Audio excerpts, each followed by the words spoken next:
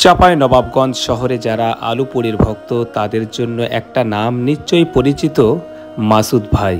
এই শহরের বুকে সর্বপ্রথম আলু পুরি যিনি শুরু করেছিলেন তিনি মাসুদ ভাই। তার হাত ধরেই এই বিশেষ স্বাদের পুরীর যাত্রা। দুইটি দোকানে এখন তিনি এই স্বাদ ছড়িয়ে যাচ্ছেন, একটা ফায়ার সার্ভিস মোড়ে, আরেকটা সেন্টু মার্কেটের সামনে। যে কেউ এই দুইটা দোকানে একবার খায় বুঝে যাবে আসল স্বাদ কাকে বলে। পুরীর বাহিরটা মচমচে আর ভিতরে থাকা নরম আলুর পুর খেতে দারুণ লাগে।